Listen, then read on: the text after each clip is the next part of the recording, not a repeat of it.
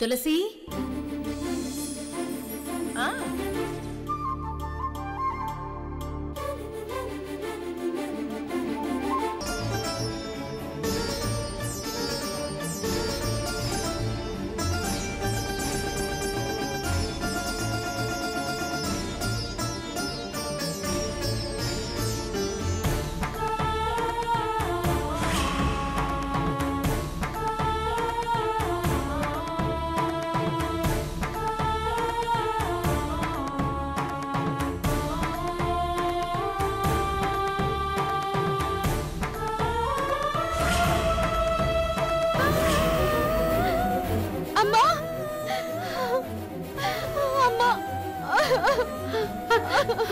రే దించండి మళ్ళీ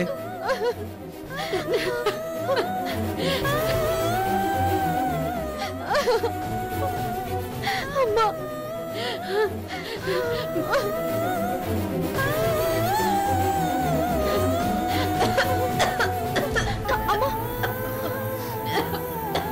జాగ్రత్త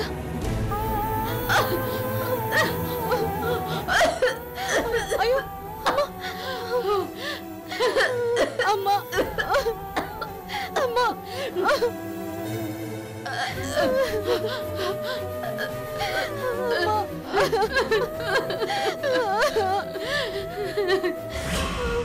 అమ్మా వాటర్ ప్లీజ్ అమ్మా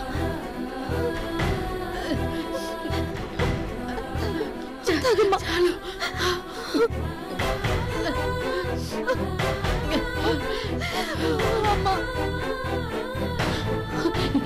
లక్ష్మి నా కోసం ఎందుకు వచ్చావు నన్ను ఎందుకు కాపాడావు అమ్మా నాకు నా ప్రేమ ఎంత ముఖ్యమో ఈ అమ్మ కూడా అంతే ముఖ్యం నువ్వు చావు బతుకుల్లో ఉంటే నేను అక్కడ పెళ్ళి ఎలా చేసుకుంటాను అయ్యో లక్ష్మి నా ప్రాణం కంటే నీ భవిష్యత్తు ముఖ్యమే మీ నాన్న బెదిరించాడని ఇష్టం లేని పెళ్లి నువ్వు చేసుకుంటే జీవితాంతం నరకం అనుభవించాల్సి వస్తుందమ్మా నువ్వు నువ్వు ప్రతి క్షణం చస్తూ బ్రతకడం కంటే నేను ఒకసారి చావడంలో తప్పు లేదు ఏయ్ వసంత బతికి బట్టకట్టామని సంతోషించక అమ్మాయిని ఇంకా రెచ్చగొడతావా నీలాంటి దానికి బతికే అవకాశం ఇవ్వకూడదు నిన్ను ఆగండి ఎందుకు ఆపుతున్నది నన్ను చంపేని అమ్మా చావు గురించి మాట్లాడొద్దని నన్ను దండించిన దానివి నువ్వు చావు కోరుకుంటావా నేను జ్యోతిని ప్రేమించినందుకు నువ్వెందుకు చావాలి చావో బతుకో నేనే తేల్చుకుంటాను నువ్వు తేల్చుకోవడం ఏంటి నందిని తమ్ముడితో నీ పెళ్లి ఖాయం చేశాను నందిని తమ్ముడితో నీ పెళ్లి నీ జీవితాంతం అన్ని నాన్న నేను జ్యోతిని ప్రేమించాను తను లేకపోతే నా జీవితం నరకం నాన్న అని నేనెంతగా ఏడుస్తున్నా నన్ను బలవంతంగా ఇంకొకరికిచ్చి ఎలా పెళ్లి చేస్తావు తులసి అత్తయ్య మా ప్రేమను అర్థం చేసుకున్నంతగా నువ్వెందుకు అర్థం చేసుకోవు తప్పంతా నీ వైపే ఉంది నువ్వు చేసి తులసి అత్తయ్యని ఎందుకు ద్వేషిస్తున్నావు తులసి అత్తయ్య తప్పే ఉందని ఆ కుటుంబం మీద ఇంత ప్రతీకారంతో రగిలిపోతున్నావు నన్నెందుకు జ్యోతిరాదిత్య నుంచి విడదీస్తున్నావు గతాన్ని చూసొచ్చినట్టు ఆ తులసి తప్పు లేదంటావేంటి దాని గురించి నీకేం తెలిసి నువ్వు మాట్లాడుతున్నావు అత్తయ్య ఏం తప్పు చేసింది నాన్న ఏం నేరం చేసింది ఏం నేరం చేసిందా ఊరు పేరు పరువు అని పిరికితనంతో నువ్వు వాళ్ళ మావయ్య చచ్చిపోతే దానికి నేను కారణమని నన్ను నేరస్తులు చేసి నాకు జైలు శిక్ష పడేలా చేసింది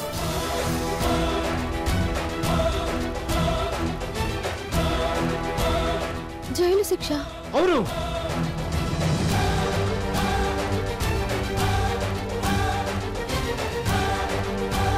తోడబుట్టిన అన్నయ్యను కూడా చూడకుండా నా మీద కేసు పెట్టి నాకు శిక్ష పడేలా చేసిన రాక్షసి ఆ తులసి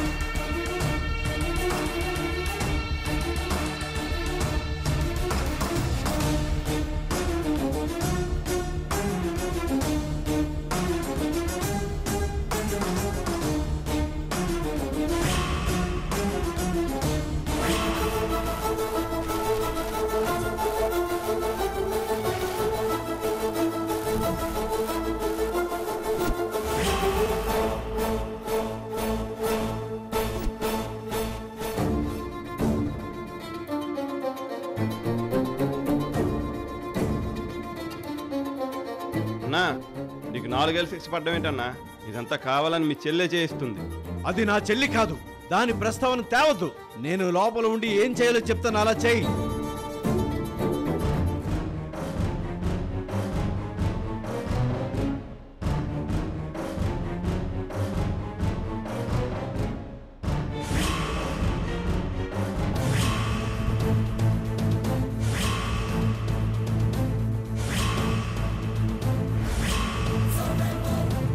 ఇప్పుడు నీ కళ్ళు చల్లబడ్డాయా? నీకిప్పుడు తృప్తిగా ఉందా? నా చేతికి సంఖ్యలు వేయించి అందరి ముందు నా పరువు తీసి నన్ను జైలుకి పంపించాలన్న నీ ఆశయం నెరవేరిందా? నీకు శిక్ష ఎందుకు పడింది? నువ్వు చేసిన తప్పు వల్ల పడింది. దేవుని మాన్యాలు విడిపించమని ఆ రోజు మేము నీ ఇంటికొచ్చి బతిమాలుకుంటే నువ్వేం చేశావు?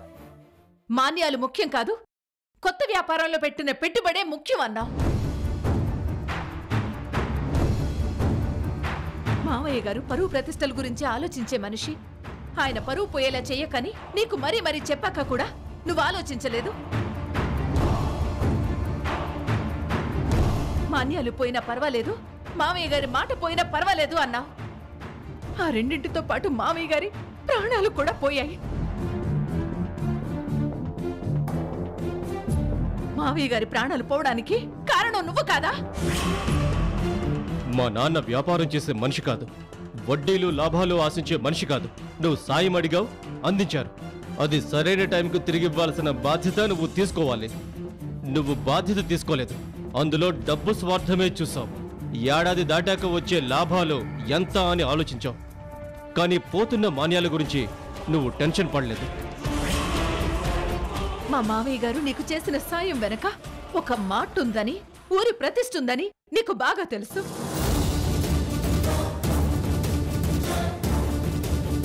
అది నీకు వివరించి చెప్పాక కూడా నువ్వు దాన్ని విస్మరిస్తే తప్పు ఎవరిది? నీది కాదా? మాటిచ్చి నమ్మించి మోసం చేసింది నువ్వు కాదా?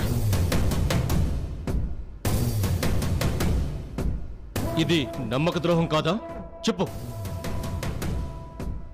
ఇది వరకు నువ్వు చేసిన వ్యాపారాల్లో నష్టం వచ్చింది, కానీ మావయ్య గారి సాయం వల్ల నువ్వు లాభాలే పొందావు. అలాంటప్పుడు నీకు ఎంత కృతజ్ఞత ఉండాలి, కానీ నువ్వు అవేమీ ఆలోచించలేదు. నేనన్నీ ఆలోచించాను. మీ మామయ్యకు అంతకంత డబ్బు తిరిగిస్తానన్నాను. నేను ఏం తీసుకున్నానో అంత డబ్బు ఎగ్గొడతాను నేను చెప్పలేదే. ఈ విషయం గురించి మాట్లాడవేంటి? గడువు తీరాక పరువు పోయాక నువ్వు 10 ఎక్కువ డబ్బు ఇచ్చిన ప్రయోజనమే ఉంది. మా నాన్న డబ్బుతో విలాసంగా బతకాలనుకునే మనిషి కాదు, పరువుగా బతకాలని కోరుకునే మనిషి. పరువు పోయాక ఇక జీవితమే చాలించారు. ముమ్మాటికి ఆ పాపం నీదే. మేమొక పెద్ద దిక్కును కోల్పోవడానికి పూర్తి కారణం నువ్వు. పరువు పరువు అని పాకులాడి మతిపోయి ప్రాణాలు తీసుకుంటే దానికి నేనే కారణమని నా మీద పోలీస్ కంప్లైంట్ ఇచ్చి నాకు శిక్ష పడేలా చేశావు. తోడబుట్టిన వాడిని చూడకుండా నువ్వు ఇలా కక్ష కట్టా ఉంటే దీన్ని ఏమంటారు? విలువలు పాటించని బంధుత్వం ఎందుకు? మా క్షేమం కోరే మనిషివే అయితే నువ్వు మాట మీద నిలబడేవాడివి. మా మావయ్య గారు మాకు దక్కేవారు. అయినా నీ వైపు తప్పులన్నీ పెట్టుకుని నన్ను తప్పు పడుతున్నావా? నీలాంటి వాణ్ణి అస్సలు క్షమించకూడదు. శిక్ష పడేలా చేశాక ఇంకా నీ క్షమాపణలు ఎవరికి కావాలి? తులసి, జీవితంలో ఎప్పటికీ నీ మోహం చూడను.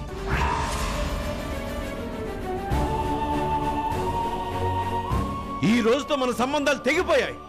సంబంధాలు తెగిపోయేలా ప్రవర్తించింది నువ్వు. ఆ మాట ప్రస్తావించేది నువ్వేనా? ఎవరైనా తప్పు చేస్తే తప్పు అయిపోయింది క్షమించండి అని బతిమాలుకుంటారు, కానీ నీలో ఆ పశ్చాత్తాపం కూడా లేదు.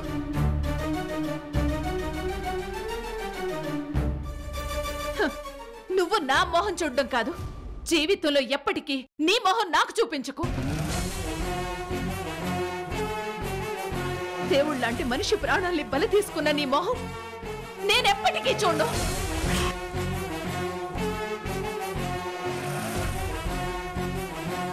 తీసుకెళ్ళండి సార్. కానిస్టేబుల్ తీసుకురా.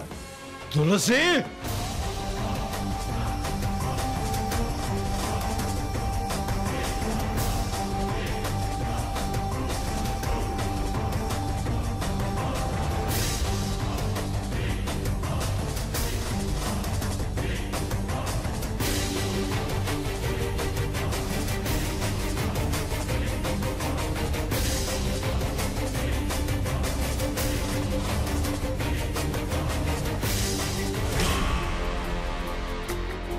జీవితంలో ఎన్నో కష్టాలు నష్టాలు భరించాను, కానీ జైలు శిక్ష అనుభవించాల్సిన దుస్థితి ఎవరి వల్ల వచ్చింది? ఆ తులసి వల్లే కదా. నాకు శిక్ష పడేలా చేసింది ఆ రాక్షసే కదా. తోడబుట్టిన చెల్లెలు ఎక్కడైనా కాపాడాలని చూస్తుంది, శిక్ష పడేలా చేస్తుందా? సమాధానం చెప్పు.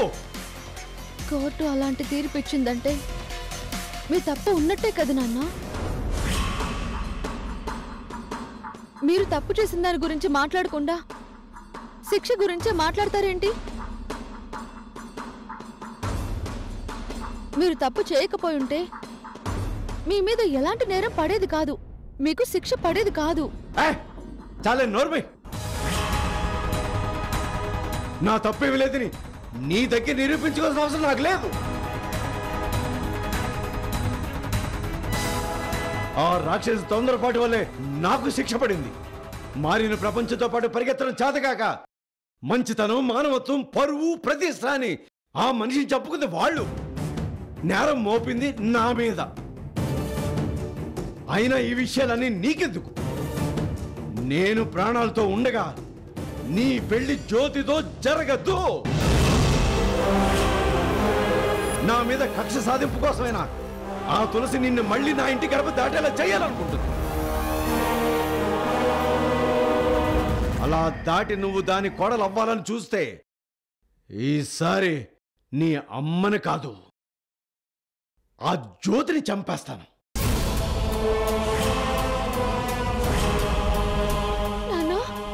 జైలు శిక్ష నాకేం కొత్త కాదు. ఇది బెదిరింపు కాదు. నా ఇష్టానికి వ్యతిరేకంగా నువ్వు గడప దాటితే జరిగేది అదే. ఏమండి, మన బిడ్డ సంతోషాన్ని కోరుకోవాల్సింది పోయి ఆ జ్యోతి రాధిత్యని చంపేస్తానంటున్నారా? ఈ మాట అనడానికి మీకు మనసులా వచ్చిందండి? ఆ తులసి విషయంలో నేను మనిషిని కాదు, రాక్షసుణ్ణి.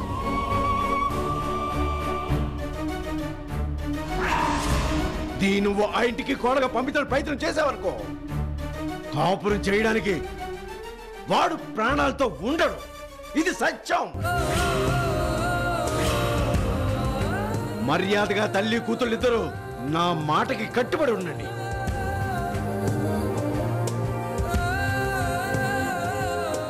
నందిని తమ్ముడితోనే దీని పెళ్లి. ఇది ఫిక్స్.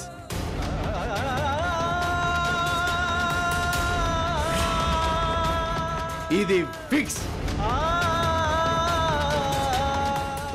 అలాగే సార్. తీసుకురండి. మేడం, అన్న గురించి లక్ష్మమ్మకి తెలియకపోవచ్చు, మీకు బాగా తెలుసు కదా. అన్న చెప్పినట్టు నడుచుకోండి మేడం. ఎందుకు పంతాలకు పోయి ప్రాణం మీదకి తెచ్చుకుంటారు? మళ్ళీ ఏంటి వాళ్ళతో మాటలు? తీసుకురా. పదండి మేడం.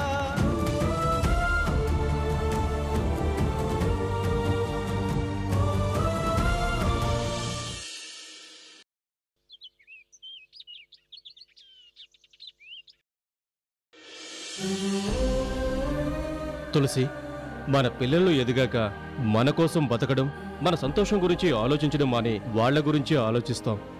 వాళ్ళ సంతోషంలోనే మనం హాయిగా బతికేస్తాం.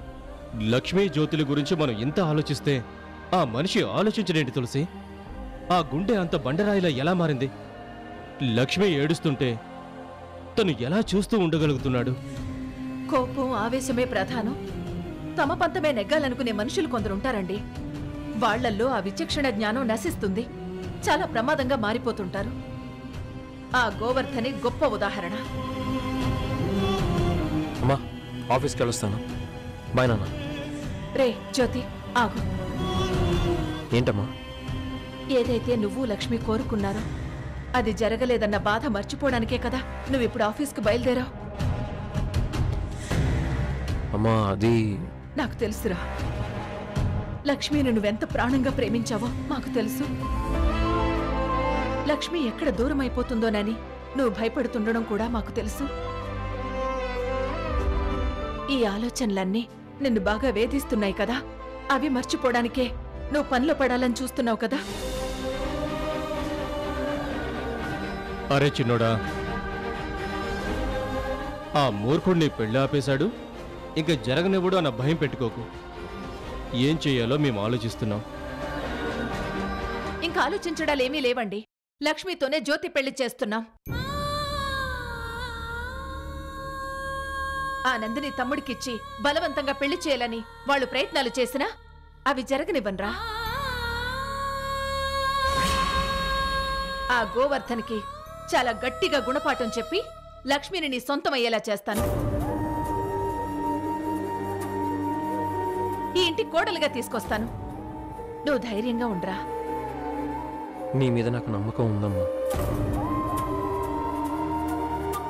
నువ్వుండగా నా నుంచి లక్ష్మిని ఎవ్వరూ దూరం చేయలేరు. లక్ష్మియే నా వైఫ్.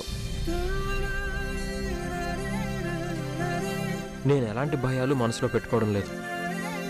పిరికి వాళ్ళ ఆ రోజు ఆలోచించినట్టు ఆలోచించను. ఇట్స్ మై ప్రామిస్ అమ్మా. నువ్వేమాత్రం ధైర్యంగా ఉంటే చాలరా. నీ సంతోషం కోసం నేనేమైనా చేసి తీరుతాను. సరే, నువ్వు ఆఫీస్కి వెళ్ళిరా. థ్యాంక్స్ అమ్మా. వెళ్ళు.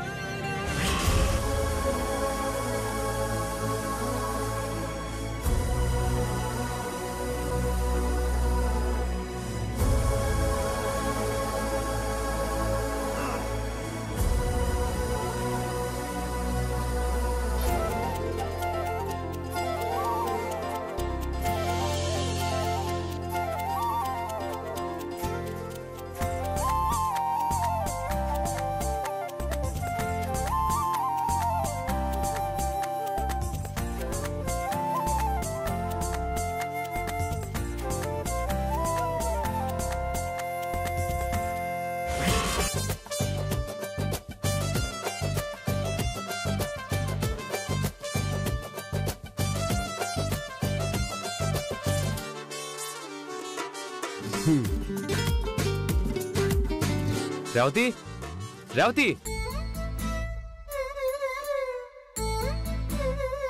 ఏంటి విష్ణు? నువ్వు ఏ క్వశ్చన్ పేపర్ అయితే ప్రిపేర్ చేసి నాకు ఎగ్జామ్ పెట్టావో వాటన్నిటికీ నేను ఆన్సర్స్ రాశాను. ఒకసారి నా పేపర్స్ చూసి నా టాలెంట్ ఏంటో నువ్వు గుర్తిస్తే సంతోషిస్తాను.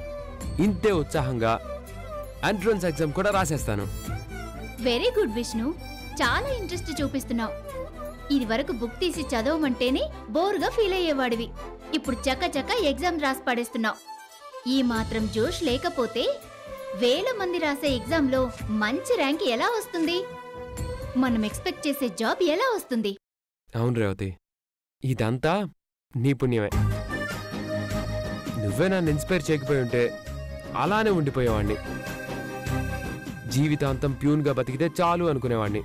విష్ణు, కోరింది నేనైతే కష్టమంతా నీదే. అండ్ నీ భాషలో ఇంగ్లీష్ ప్రొనౌన్సియేషన్లో చాలా బెటర్మెంట్ వచ్చింది. అదే చెప్తున్నా, ఈ క్రెడిట్ అంతా నీదే. అన్నట్టు ముందు పేపర్ దిద్దు. నాకు మార్క్స్ ఎన్ని వచ్చాయో చెప్పు. 100కు 100 వస్తే మన కండిషన్ ప్రకారం నువ్వు నాకేమివ్వాలో గుర్తుంది కదా? ఏమివ్వాలి?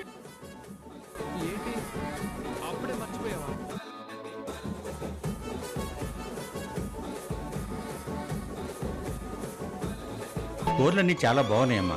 వంట ఎవరు చేశారు? ఇంకెవరు? మీ అమ్మాయి అన్నయ్య గారు. మా అమ్మాయి ఎంత బాగా వండుతుందని మాకిప్పుడు తెలిసింది. అన్నట్టు రేపు ఝాన్సీ వండాలన్నమాట.